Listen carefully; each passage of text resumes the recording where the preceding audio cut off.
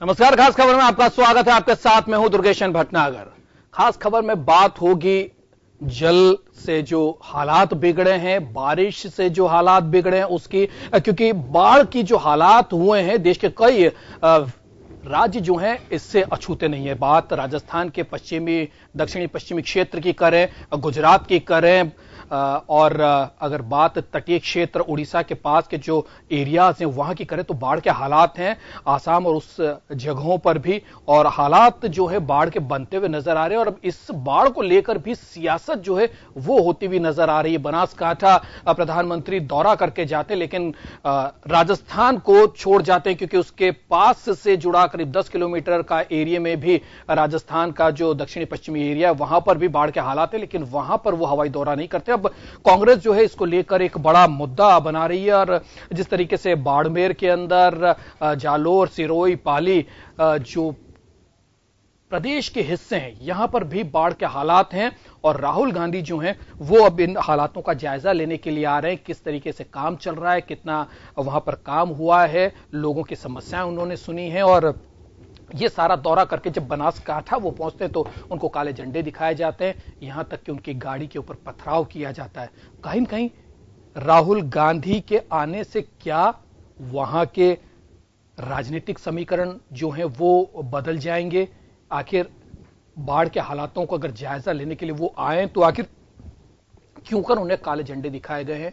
इसके पीछे की सियासत क्या है वो भी समझने की जरूरत है। लेकिन कुल मिलाकर बाढ़ के जो हालात बने हैं उसके ऊपर राहत जल्द से जल्द मिले, इसकी कोशिश शासन प्रशासन को करनी चाहिए। लेकिन अगर ये सारी चीजों को राजनीतिक तौर पर देखा जाएगा तो कहीं न कहीं चीजें, मैसेज जो है वो गलत जाएगा। एक रिपोर्ट पहले देखिए आप।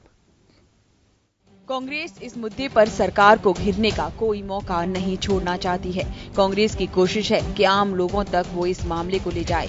इसी को देखते हुए राहुल गांधी का गुजरात और राजस्थान दौरे का कार्यक्रम रखा गया।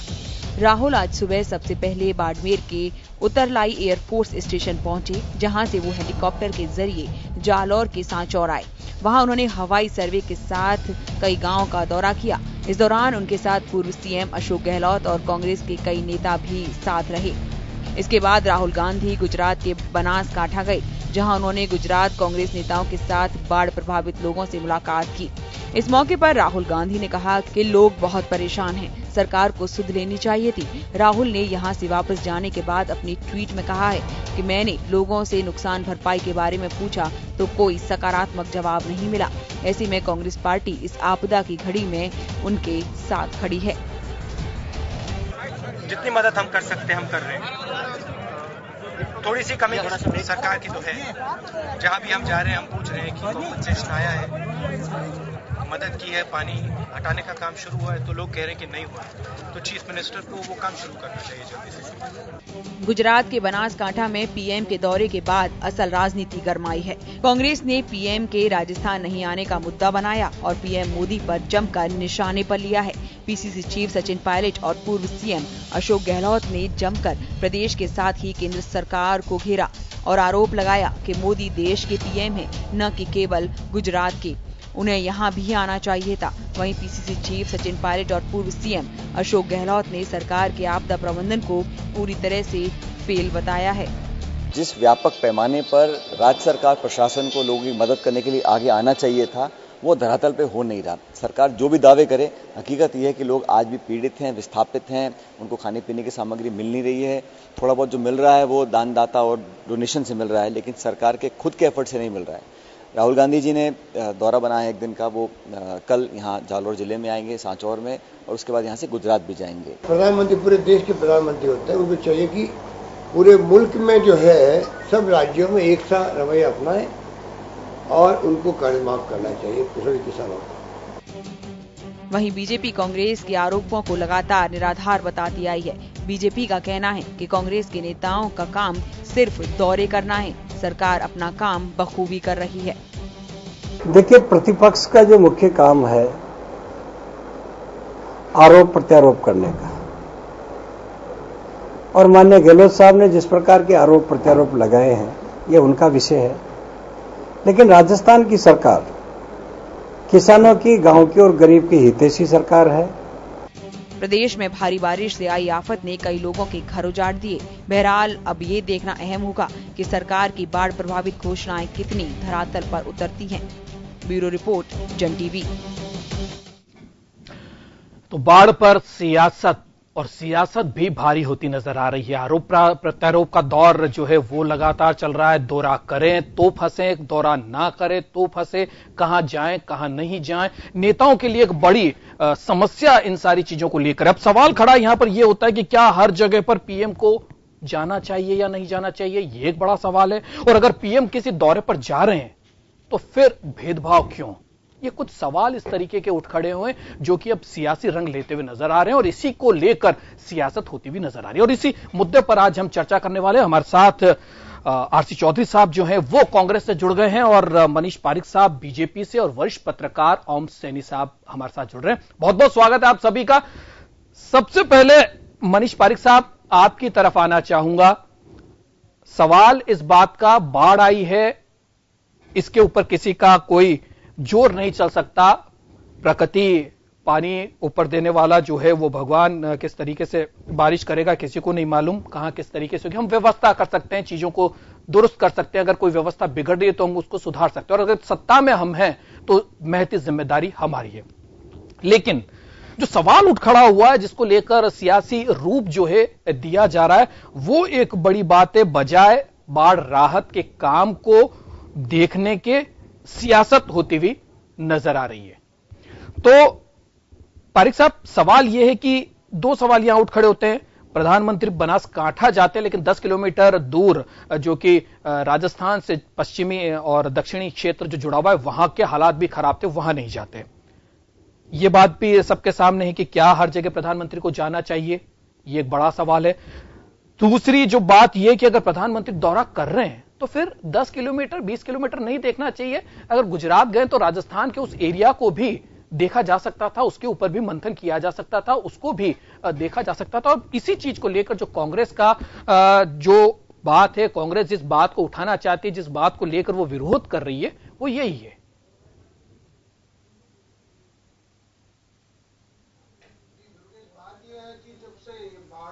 चढ़ा और जैसे उसके बाद जो पानी चारों तरफ फैला गांवों में, उसके बाद राहत की जो तत्काल जरूरत थी लोगों को बचाने के काम में, राजस्थान की सरकार ने 11,000 लोगों को बाढ़ से राहत दिलाई, उनको बचाया वहां से। वो जो डूबने वाले थे, जो वहां पर घिर गए थे, जिनको असुरक्षा की स्थिति थी, सड़कें टूट गई थी, पोखर तालाब भर गए थे और नदी का पानी गाँव में घुस गया था, उन 11,000 लोगों का जो रेस्क्यू ऑपरेशन हुआ वो पूरी सफलता से हुआ, कोई कैजुअलिटी बाद में नहीं हुई। और उसमें सेना की मदद ली गई, जो तैराक प्रशिक्षित थे उनको वहां लगाया गया। ये काम बिल्कुल सही है। लेकिन जो इंटीरियर के गांव हैं जहां पे राशन पानी पहुंचाने में दिक्कत हुई क्योंकि साधन वहां नहीं जा पा रहे हैं, खेतों में सड़कों पे पानी भरा हुआ है, उनकी दशा में वहां पे कुछ दिन तो काम चला जब हेलीकॉप्टर ने भोजन के पैकेट गिराए। यहां तक कि कई चरवाहों तक भी आपने देखा कि वो भोजन के पैकेट डाले गए खेतों में, जो चरवाहे बीच में अटक गए थे सिरोही और जालोर में। लेकिन ये बात सही है कि जैसे जैसे स्थिति कंट्रोल में आई है, मुआवजे की घोषणा सरकार द्वारा हो गई है। 2 लाख रुपए केंद्र सरकार ने, 5 लाख रुपए राज्य सरकार ने मृतकों को और उनके आश्रितों को दिए हैं। और इसी तरह से जो राशन पानी और बर्तन है उसके लिए भी कलेक्टर्स के खाते में 10-10 लाख रुपए तत्काल शिफ्ट किए गए। ये ऐसा राहत मंत्री जी माननीय गुलाब चंद जी कटारिया ने परसों आपको बताया भी था। तो मैं ये कहना चाहता हूं कि जो तत्काल सहायता होनी चाहिए थी, 20 शिविर लगाए गए, कैंप लगाए गए, जहां पे लोगों को रोकने की व्यवस्था की गई, वहां पे भोजन की व्यवस्था की गई, रसोड़े लगाए गए और जो कुछ दानदाता हैं उन्होंने भी अपने व्यक्तिगत उससे भी वहां पर वो किया। तो मैं समझता हूं कि जो तत्काल राहत थी, राजस्थान ने पूरी मुस्तैदी से काम किया और एक प्रशासनिक आधार पर भी आपने देखा कलेक्टर्स को सबको तैनात किया ही था। जो प्रभारी मंत्री हैं सरकार के, वो उनको वहीं रहने के निर्देश दिए गए। इसके चक्कर में 2 बार से कैबिनेट की मीटिंग नहीं हुई और सारे एमएलए को, इवन सांसदों को जब प्रधानमंत्री जी बैठक लेते हैं, उन्होंने भी सारे सांसदों को, राजस्थान के लोगों को तुरंत अपने अपने इलाकों में भेजा जो बाढ़ प्रभावित क्षेत्र थे। तो मुझे लगता है कि जो तात्कालिक प्रयास as an party BJP, as an party of सरकार, जो दोनों एंगल पर पूरी तरह से मुस्तैदी से हुए और उसी का कारण है कि बात की फर्दर कैजुअलिटी क्रिएट नहीं हुई एक बार। और दूसरी बात जो वहां लोग, हमारे न्यूज कोऑर्डिनेटर योगेंद्र शर्मा जुड़ गए इस चर्चा को, वो आगे बढ़ाएंगे। जी शुक्रिया दुर्गेश। तो बात यह है कि राहुल गांधी ने दौरा किया है और दौरे या इससे पहले की अगर बात करें तो बाढ़ के दौरान चाहे मुख्यमंत्री का दौरा रहा हो, सचिन पायलट का दौरा हो, फिर राहुल गांधी का दौरा है। दौरों से हासिल क्या होता है सबसे बड़ी बात यह है, लेकिन जनप्रतिनिधि हैं जाना चाहिए। कई बार यह होता है कि जब हकीकत सामने होती है, आप धरातल पे क्या है उससे आप वाकिफ होते हैं। अगर आप प्रतिपक्ष में होते तो कम से कम वो मंजर आपके जहन में होता है कि हम जब करने की स्थिति में नहीं थे लेकिन लोगों की तकलीफ को हमने सुना। और जब सत्ता पक्ष में लोग होते हैं तो निश्चित रूप से वो अपनी प्रजा के लिए उन्हें कुछ करना चाहिए। यह एक बात और ओम सैनी साहब से मैं जानना चाहूंगा, हालांकि मामला गुजरात से जुड़ा है। ओम जी, एक और वाकया सामने आया राहुल गांधी के दौरे के दौरान, ये किसी से छिपा भी नहीं है। राहुल के काफिले पे पथराव भी हुआ है। वो जब वहां पे गए थे, एसपीजी की सुरक्षा उन्हें मिली हुई है। कांग्रेस के शीर्ष लीडरशिप में नंबर 2 लीडर हैं वो, और नंबर 2 में 2 ही हैं, उनके अलावा कोई है नहीं, 1 और 2 है वहां। क्या माना जाए, इसे किस दृष्टि से देखते हैं आप? कोई भी हो, क्योंकि एसपीजी है, जब पत्थर फेंक सकते हैं तो ये कैसे इनकार किया जा सकता है? बात राहुल गांधी की सुरक्षा की नहीं है। अगर यहीं पे प्रधानमंत्री या राजनाथ सिंह या कोई दूसरे नेता भी होते तो इस तरह के एक वीआईपी मूवमेंट में सुरक्षा इस तरह की हो, क्या मानना आपका? देखिए योगेंद्र जी, सबसे पहले तो महत्वपूर्ण यह है कि ये जो दौरे हो रहे हैं, ये पक्ष प्रतिपक्ष का दायित्व है ये कि जाकर के देखें कि ठीक से हो रहा है या नहीं हो रहा है, काम नहीं हो रहा है, लोगों की परेशानी क्या है, तो सरकार को अवगत कराए और ये भी देखे कि जो कुछ जिस प्रदेश को मिल रहा है वो वाजिब मिल रहा है या नहीं मिल रहा है। जैसे ऐतराज किया लोगों ने कि 500 करोड़ आपने गुजरात को तो दे दिए, लेकिन राजस्थान के लिए आपने कोई घोषणा नहीं की और आप इधर से गुजरे भी नहीं। तो बड़ी वजीब बात है कि प्रतिपक्ष इस तरह की बात अगर बोलता है, और सचमुच में सरकार भी ये सोचती होगी कि ये क्यों नहीं हुआ। लेकिन साथ साथ में ये महत्वपूर्ण है कि जब दौरे कर रहे हैं तो उस वक्त उनकी सुरक्षा का सिलसिला गुजरात में खासतौर से, क्योंकि गुजरात में इसका एक संकेत है, एक मैसेज है, और मैसेज आने वाले चुनाव है। उन चुनावों में जिस तरह की तलखी बनी हुई है कांग्रेस के और सत्ताधारी दल के बीच में, उस तलखी का ही नतीजा है। किसने किया, क्यों किया, क्या इंतजामात नहीं किए जा सकते थे और किए जा सकते थे, तो किसकी ढील पे ऐसा सब कुछ हो रहा है। तो ये कथा नहीं बनती अगर ये पत्थरबाजी का सिलसिला नहीं होता तो। लेकिन राजस्थान के संदर्भ में मैं कहना चाहता हूं कि हमारे यहाँ जो जालोर, सिरोही, पाली, ये जो इलाके हैं जिसमें इस वक्त बरसात का काफी असर हुआ है और लोग बड़े परेशान हैं, उसके बारे में सवाल इसलिए उठ रहा है कि हमारी जो मुख्यमंत्री इस बात के लिए विख्यात है कि उनकी गवर्नेंस बड़ी बेहतरीन है। तो ये जो वहां की नदियां हैं, सूखड़ी है, जोजड़ी है, लोलड़ी है, और जिनके बरसात में भयानक हो जाने का सिलसिला लगातार पिछले 70 वर्ष से जारी है, कितनी सरकारें आई चली गई, उनका ड्रेनेज सिस्टम ठीक से नहीं बना। वो ड्रेनेज सिस्टम होना चाहिए, बड़ी वजह रही। तो ये वजह इस बात को कहना चाहिए, इस बात को समझना चाहिए दोनों को। और साथ साथ में जो पीड़ित हैं, जो परेशान हैं, जिनको के भोजन का सिलसिला बिगड़ रहा है, सब कुछ बिगड़ रहा है, थोड़े से उससे कुछ होगा नहीं। चलिए मैं वापस आऊंगा आपके वहां। आरसी चौधरी साहब, आज से आपसे मुखातिब हूंगा मैं। राहुल गांधी जो दौरे पे आए, और दौरा करना भी चाहिए, मुख्यमंत्री ने भी दौरा किया, राहुल गांधी जी भी आ रहे हैं, और भी कोई करना चाहिए। देखिए, जनप्रतिनिधि सीधे जनता के बीच में होते हैं, जनता के बीच से चुन करके आते हैं, और जनता के बीच ही अपनी उनकी परीक्षा होती है, 5 साल में, 6 साल में, 3 साल में, जैसे जिसकी किस्मत होती है। जात में जाना भी चाहिए। यहां सवाल यह है कि भरोसा टूट रहा है तो हम लोगों का कि वर्तमान सरकार या पूर्ववर्ती सरकार या सरकारी नुमाइंदे वो ठीक से काम नहीं कर पा रहे हैं। योगेंद्र जी, सबसे पहले तो जरूरी ये है कि आज इस प्रदेश के किसी जो अपने बीच के ही जो लोग हैं, वो लोग बेघर हैं, उनकी जो जीवन है वो खतरे में है। अपनों के लिए, उनके लिए निवाले की व्यवस्था नहीं है। और इस व्यवस्था पे अगर विपक्ष और कांग्रेस अगर मानवता करना चाहे, उनके बीच में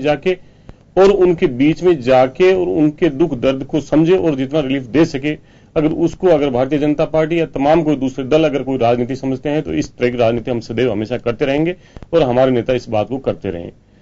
बात योगेंद्र जी ये है कि इस प्रदेश के जो 4 जिले और गुजरात की सीमा तक, और गुजरात में प्रधानमंत्री जी तात्कालिक रूप से वहां पे पहुंचते हैं, और हमने गुजारिश की कि आप इस मुल्क के प्रधानमंत्री, एक राज्य के प्रधानमंत्री नहीं है। हमने उनसे गुजारिश की कि अगर इस प्रदेश के अंदर आप आते तो निश्चित रूप से हमें भी लगता है कि आप सबको एक संभाव से देख रहे हैं। लेकिन प्रधानमंत्री जी वहां पे दौरा करते हैं और दौरा करके 500 करोड़ का अंतरिम जो है रिलीफ है वो उनको दे के चले जाते हैं और इस प्रदेश की अनहोनी करते हैं। तो प्रदेश कांग्रेस का यह दायित्व बनता है कि राजस्थान के लोगों की अगर हक और हकूक की कोई आवाज है, अगर उस आवाज को उठाने में अगर कांग्रेस पीछे रहे, ये कांग्रेस कतई बर्दाश्त नहीं कर सकती। बेहतर होता कि यहाँ की जो मुख्यमंत्री और प्रधानमंत्री के दौरे के बाद में दौरा करते हैं। इस प्रदेश के जो लोग हैं, जो अपने जो प्रियजनों को जो गुमा चुके हैं, जिनकी जो आजीविका जो साधन है, पशु हैं, वो बह गए हैं, वहां पे इन्फेक्शन जो फैल रहा है, 48 घंटे के बाद में आप उन जनता के बीच में दौरा करते हैं, और दौरा भी इस तरीके से करते हैं कि आप चिप्स और कोल्ड ड्रिंक खा के और वहां से लौट के और उतर के आ जाते हैं। लोगों के बीच में अगर उनकी जाते और पानी पे अगर उतर जाते तो क्या आपके पांव की मेहंदी घस जाती? क्या वहां पे लोगों को उनको संबल मिलता? मेरा सवाल है, मेरा एक छोटा आपका कहना। मैं एक बात आपसे भी चाहूंगा और मनीष पारिक साहब से भी चाहूंगा। यहां देखिए दो बातें हैं। जनप्रतिनिधि के रूप में चाहे वसुंधरा राजे गई हों, चाहे राहुल गांधी या सचिन पायलट, अशोक गहलोत गए हों, यहां जो आरोप प्रत्यारोप है नई बात नहीं है, और दौरे भी नई बात नहीं है। प्रदेश के अंदर इस तरह की प्राकृतिक आपदा भी नई बात नहीं है। नई बात जो है वो नई बात यह है कि आरोप जिस तरह के लगाए जा रहे हैं और सत्ता पक्ष की ओर से उन आरोपों को खारिज करते हुए एक रक्षा कवच प्रदान किया जा रहा है ब्यूरोक्रेसी को, और वहां के जो काम करने वाले लोग हैं। समझ से बाहर है अभी वर्तमान की राजनीति, इस पे क्यों कोई वरिष्ठ नेता दखल नहीं दे रहा कि आपको जनता के बीच जाना है।